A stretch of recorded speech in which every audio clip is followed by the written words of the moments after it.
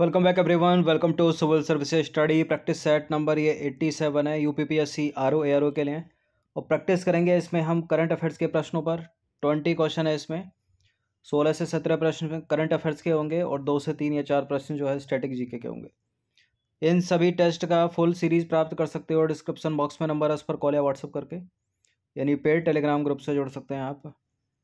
तो चलिए स्टार्ट करते हैं। और प्लेलिस्ट बना रखी है, वहाँ पर आप टेस्ट नंबर 1 से लेकर 87 या जो भी नया टेस्ट आएगा वहाँ तक पहुँच सकते हैं। डिस्क्रिप्शन बॉक्स में लिंक है उसका।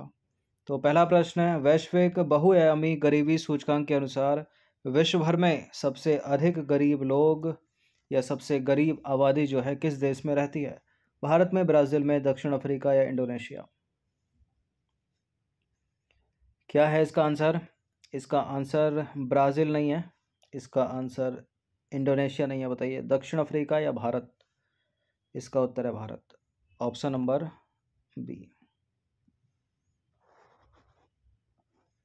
तो देखिए, हाल ही में संयुक्त राष्ट्र विकास कार्यक्रम यानी यूएनडीपी और Oxford poverty and human development initiative के द्वारा वैश्विक बहुआयामी गरीबी सूचकांक 2022 जारी किया गया। और इसके अनुसार विश्व में सबसे अधिक 22.8 करोड़ गरीब आबादी भारत में रहती है।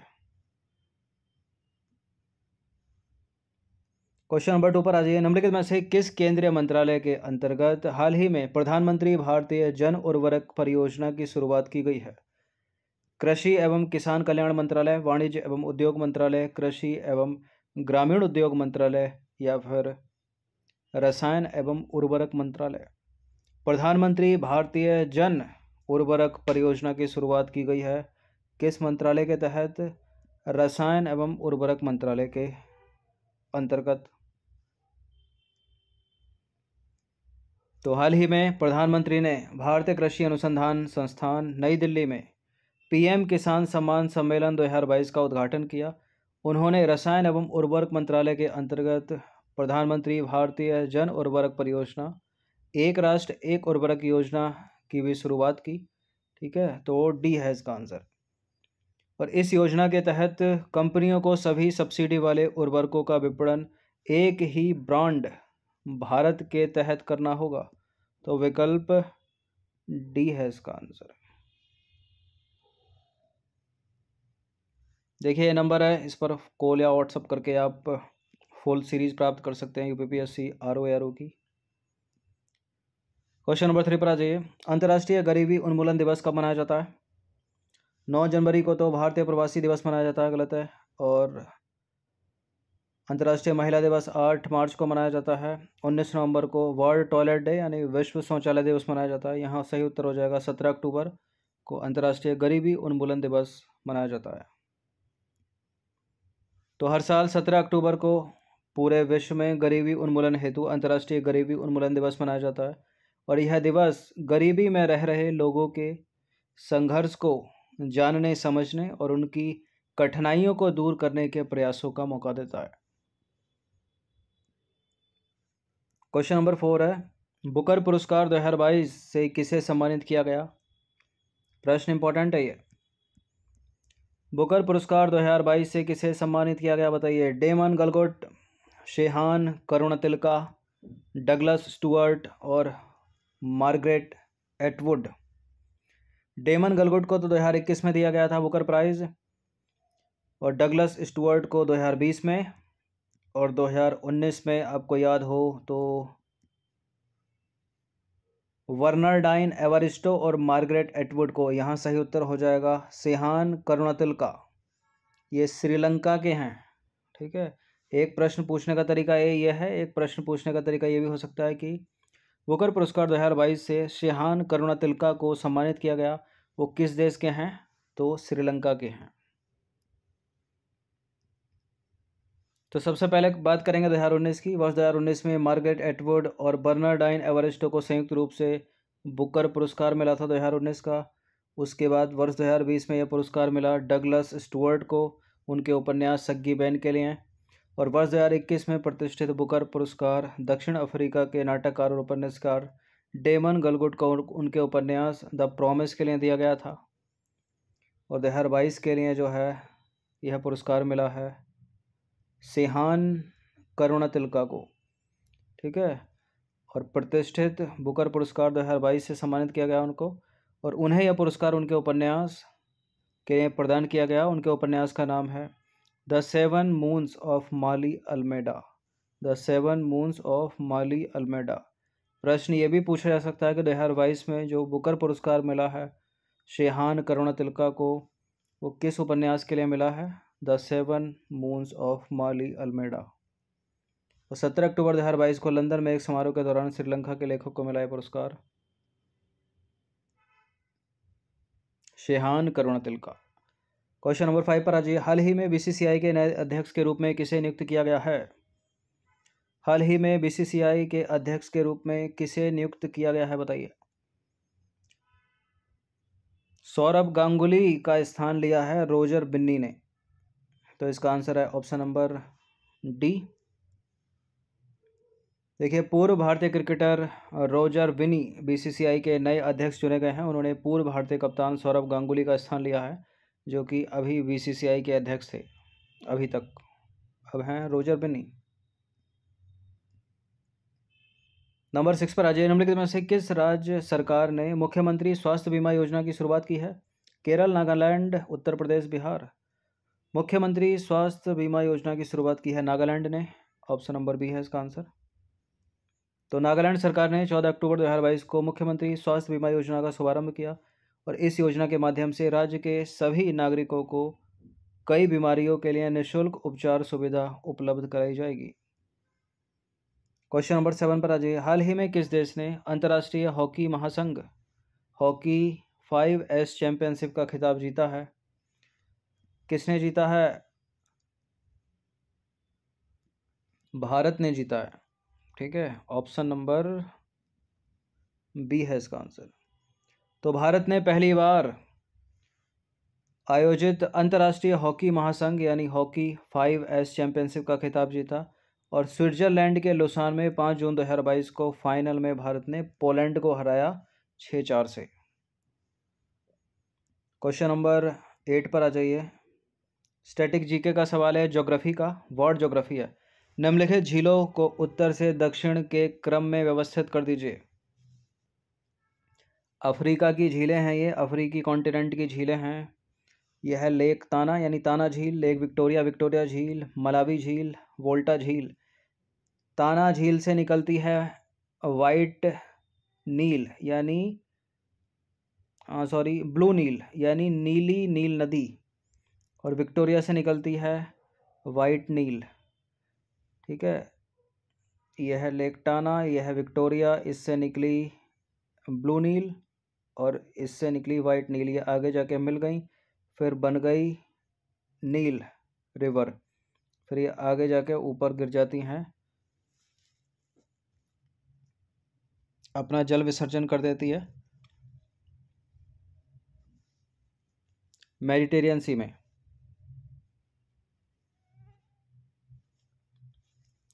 तो सबसे उत्तर में यहाँ हो जाएगी ताना झील, ताना के नीचे है वोल्टा।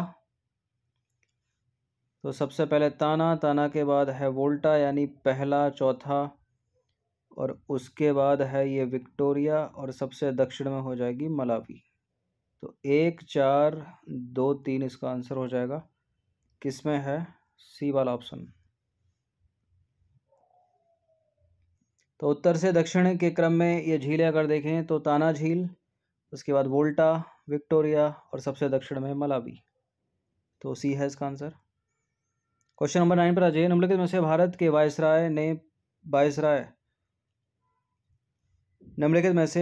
वायसराय ने पहले जमैका के गवर्नर के रूप में भी काम किया। निम्नलिखित में से भारत के किस वायसराय ने पहले जमैका के गवर्नर के रूप में भी काम किया? Lord Canning, lord Elgin, Mayo, Lawrence.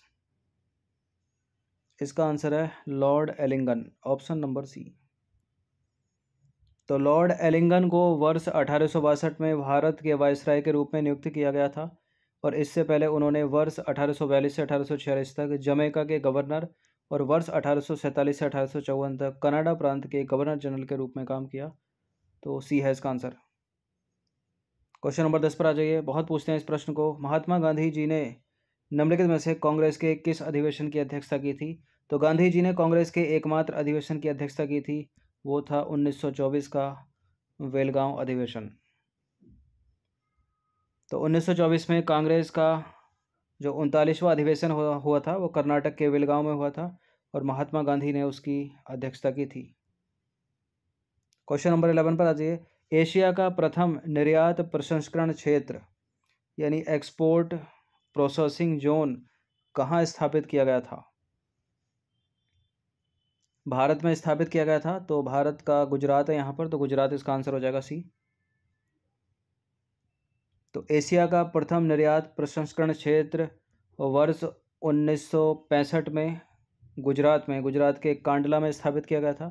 निर्यात प्रसंस्करण क्षेत्र की चुनौतियों से निपटने हेतु विदेश व्यापार नीति के अंतर्गत सरकार द्वारा विशेष आर्थिक क्षेत्र यानी स्पेशल इकोनॉमिक जोन की स्थापना की गई।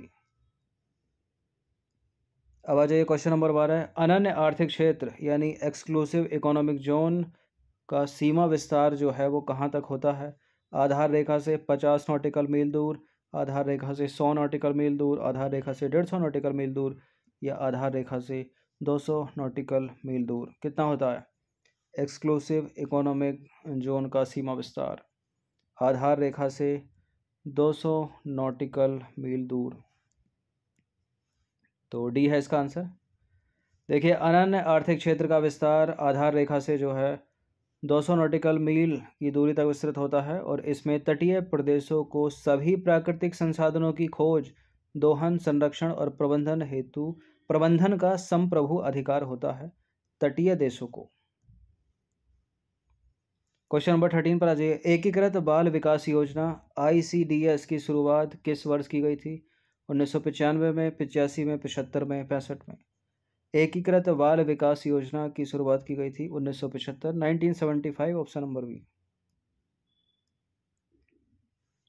तो एकीकृत बाल विकास योजना की शुरुआत 1975 में की गई थी और इसकी शुरुआत 6 वर्ष से कम उम्र के बच्चों के सर्वांगीण विकास हेतु की गई थी, यानी उनका स्वास्थ्य, उनका पोषण, उनकी शिक्षा के लिए।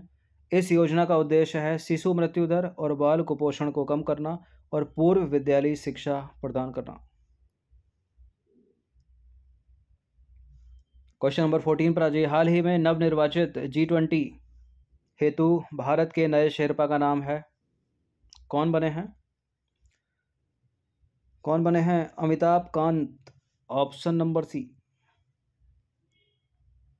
देखिए, हाल ही में भारत के थिंक टैंक नीति आयोग के पूर्व CEO अमिताभ कांत को G20 हेतु भारत के नए शेरपा के रूप में नियुक्त किया गया है और भारत 1 दिसंबर 2022 से 30 नवंबर 2023 तक की अवधि तक G20 की अध्यक्षता करेगा और शेरपा हैं अमिताभ कांत। अब आ जाइए क्वेश्चन नंबर 15 पर। समाचारों में रहने वाला फुजियान क्या है? चीन द्वारा निर्मित, चीन द्वारा बनाया गया, चीन द्वारा निर्मित, तो चीन का ही है ये कुछ फुजियान। क्या निम्न पृथ्वी कक्षा में चीन द्वारा स्थापित ये कोई अंतरिक्ष स्टेशन है? अंतरिक्ष है। और मध्यम से उच्च रेंज वाला चीन द्वारा निर्मित कोई वायु सुरक्षा प्रणाली है या डीजल इलेक्ट्रिक पनडुब्बी है या फिर स्वदेशी विमान वाहक पोत है? क्या है फुजियान है चीन द्वारा निर्मित प्रथम पीढ़ी का नया स्वदेशी विमान वाहक पोत। तो ऑप्शन नंबर ए है इसका आंसर। देखिए, फुजियान चीन द्वारा निर्मित प्रथम पीढ़ी का नया स्वदेशी विमान वाहक पोत है और यह इलेक्ट्रोमैग्नेटिक एयरक्राफ्ट लॉन्च सिस्टम से युक्त है। यह विमान वाहक पोत वाष्प शक्ति से संचालित है। तो विकल्प ए इसका आंसर हो जाएगा करेक्ट। क्वेश्चन नंबर 16 पर आ जाइए। फील्ड्स मेडल को किस रूप में वर्णित किया जाता है? गणित के क्षेत्र में नोबेल पुरस्कार के रूप में, पत्रकारिता के क्षेत्र में पुलित्जर प्राइज के रूप में, साहित्य के क्षेत्र में मैन बुकर पुरस्कार के रूप में या फिर शांति के क्षेत्र में नोबेल पुरस्कार के रूप में फील्ड्स मेडल को? इसका आंसर ऑप्शन नंबर ए, गणित के क्षेत्र में नोबेल पुरस्कार के रूप में। तो फील्ड्स मेडल को गणित के क्षेत्र में नोबेल पुरस्कार के रूप में वर्णित किया जाता है।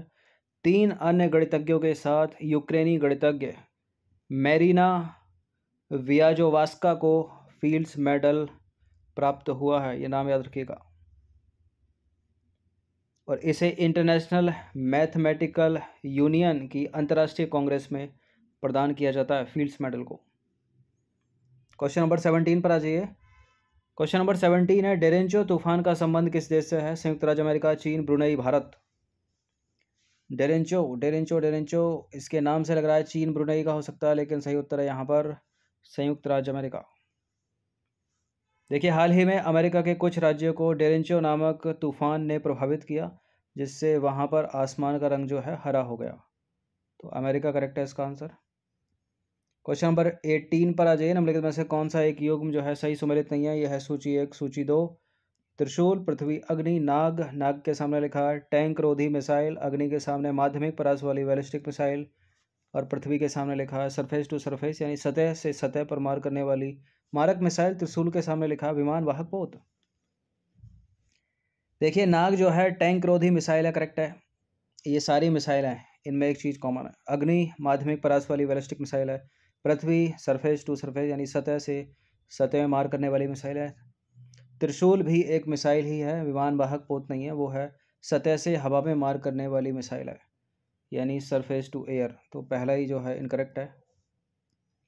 तो देखिए, त्रिशूल जो है सतह से हवा में मार करने वाली यानी सरफेस टू एयर एक मिसाइल है, ना कि विमान वाहक पोत, तो ये गलत है। क्वेश्चन नंबर 19 पर आ जाइए। यह है जनरल साइंस का प्रश्न। निम्नलिखित में से कौन सा द्रव ऊष्मा का सबसे अच्छा सुचालक है? जल, वाटर, ईथर, पारा, मरकुरी, बेंजीन, बेंजीन। ऊष्मा का सबसे अच्छा सुचालक इनमें पारा है। सवाल इंपॉर्टेंट है, पूछ लेते हैं इसको एग्जाम में।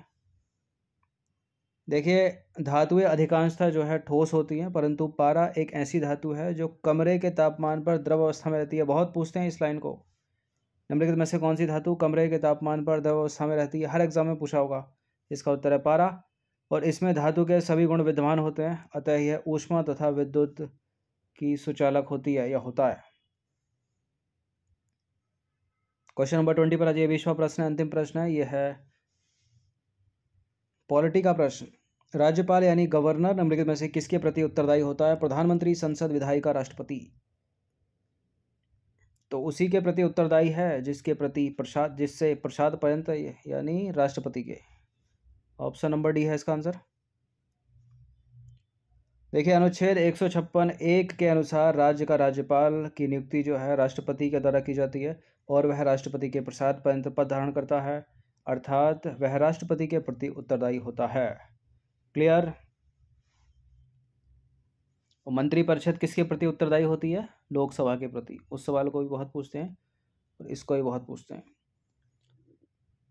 तो ये 20 क्वेश्चन थे करंट अफेयर्स और कुछ स्टैटिक जीके के, इंपॉर्टेंट है, इनकी प्रैक्टिस कर लीजिएगा। इन सभी टेस्ट का PDF प्राप्त कर सकते हो। पेड टेलीग्राम ग्रुप में ज्वाइन होकर प्रैक्टिस करते रहिए हर दिन।